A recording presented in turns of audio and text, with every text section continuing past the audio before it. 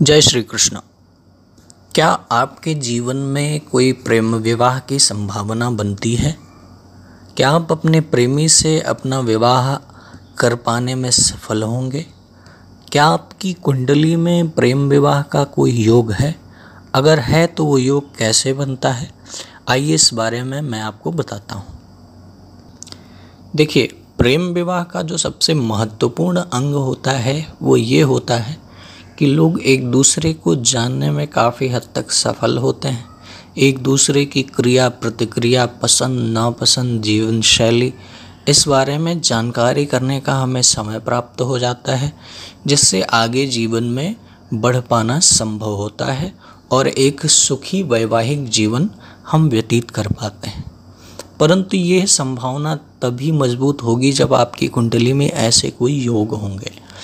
तो मैं आपको सबसे पहले बताऊं, देखिए, जब जन्म कुंडली में मंगल का शनि या फिर राहु से संबंध बने या फिर इनकी युति हो, यानी दोनों या तीनों एक साथ हों या इनमें से कोई दो एक साथ हो, तब प्रेम विवाह की संभावनाएं बनती हैं। आपका प्रेम विवाह हो सकता है। कुंडली के सभी ग्रहों में इन 3 ग्रहों को सबसे अधिक पापी ग्रह माना गया है और इन 3 ग्रहों में से कोई भी ग्रह जब विवाह के भाव या फिर भावेश से संबंध बनाता है तो वह व्यक्ति अपने परिवार की सहमति, उनकी इच्छा के विपरीत जाकर के विवाह करता है। अब दूसरे शब्दों में देखिए, पंचम भाव के स्वामी की उच्च राशि में अगर राहु या केतु स्थित हों तब भी उस व्यक्ति का प्रेम विवाह होता है। फिर एक बात, किसी की कुंडली में सप्तमेश और शुक्र पर शनि या राहु की दृष्टि हो तो भी उसके प्रेम विवाह की संभावनाएं अधिक होती हैं। एक और उदाहरण, जब राहु लग्न में हो परंतु सप्तम भाव पर यानी 7वें भाव पर गुरु की दृष्टि हो, यानी उसे गुरु देखता हो, तो व्यक्ति का प्रेम विवाह होने की संभावनाएं सबसे अधिक होती हैं। राहु का संबंध विवाह भाव से होने पर व्यक्ति अपने परिवार की रीतियों से हटकर विवाह करने के बारे में निर्णय लेता है। राहु को स्वभाव से, राहु का अपना जो स्वभाव है वो यही है कि वो हमें अपनी संस्कृति से अलग करता है। राहु हमेशा संस्कृति और नियम से हटकर कार्य करने के लिए माना जाता है, जाना जाता है।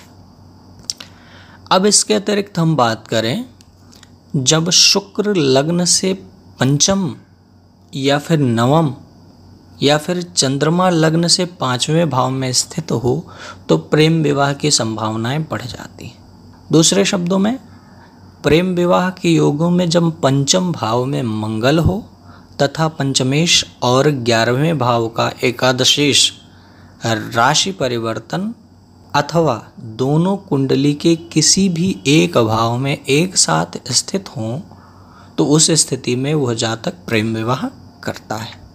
एक और बात, जब किसी व्यक्ति की कुंडली में चंद्रमा या मंगल 5वें भाव के स्वामी के साथ पंचम भाव में ही विराजमान हो तब, या फिर सप्तम भाव के स्वामी के साथ 7वें भाव में ही विराजमान हो तब भी प्रेम विवाह का योग बनता है। किसी व्यक्ति की कुंडली में 7वां और 5वां इन दोनों भावों के स्वामी या फिर 7वें या 9वें भाव के स्वामी एक दूसरे के साथ स्थित होते हैं तो भी उस स्थिति में प्रेम विवाह होता है।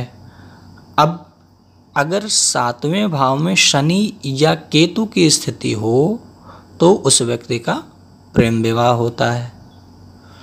एक और बात, किसी की कुंडली में पंचम भाव और लग्न भाव इसके स्वामी एक साथ स्थित हों या फिर लग्न और 9वें भाव के स्वामी एक साथ बैठे हों या फिर एक दूसरे को देख रहे हों, एक दूसरे पर उनकी दृष्टि हो, इस स्थिति में भी उस व्यक्ति की प्रेम विवाह की संभावनाएं बढ़ जाती हैं। जब सप्तम भाव का मालिक यानी सप्तम भाव का स्वामी सप्तम भाव में ही स्थित हो तब विवाह का भाव बहुत मजबूत होता है और व्यक्ति प्रेम विवाह कर सकता है। इसके अतिरिक्त किसी व्यक्ति की कुंडली में चंद्रमा और सप्तम भाव के स्वामी एक दूसरे से दृष्टि संबंध बना रहे हो, यानी एक दूसरे को देख रहे हो, तब भी प्रेम विवाह होता है। और एक बात, सप्तम और पंचम इन दोनों भाव के स्वामियों का आपस में इकट्ठे किसी भाव में होना या फिर एक दूसरे से दृष्टि संबंध बनाना, एक दूसरे को देखना, या दोनों में राशि परिवर्तन हो रहा हो, तब भी प्रेम विवाह की संभावना बनती है।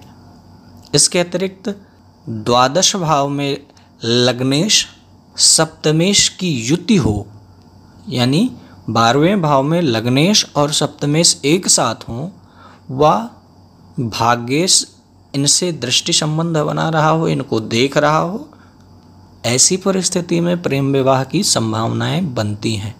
कुंडली में शनि किसी अशुभ भाव का स्वामी होकर मंगल सप्तम भाव और सप्तमेश से संबंध बनाता हो तो भी आपके प्रेम विवाह की पूरी संभावना बनती है। साथियों, इस वीडियो को बहुत ध्यान से देखें। देखने योग्य तो अधिक कुछ है नहीं, परंतु इस वीडियो को ध्यान से सुनें और समझने का प्रयत्न करें, फिर अपनी कुंडली से इसका विश्लेषण करें।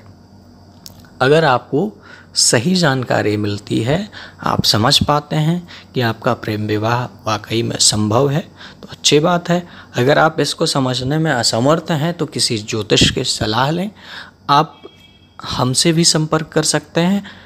मेरे चैनल के डिस्क्रिप्शन में और लगभग हर वीडियो में मेरा मोबाइल नंबर आपको मिल जाएगा। आप जब भी चाहें मुझसे संपर्क कर सकते हैं, कॉल करिए या फिर व्हाट्सएप कर सकते हैं। किसी भी मोड में मैं आपको ज़रूर रिस्पॉन्स करूँगा। मैं आशा करता हूँ कि ये वीडियो आपके जीवन में काफ़ी कुछ बदलाव लेकर आए। आप अपने जीवन में प्रेम विवाह के जो सपने संजो के रखे हुए हैं उनमें आपको सफलता मिले। भगवान श्री कृष्ण की कृपा आप सब पर बनी रहे। जय श्री कृष्ण।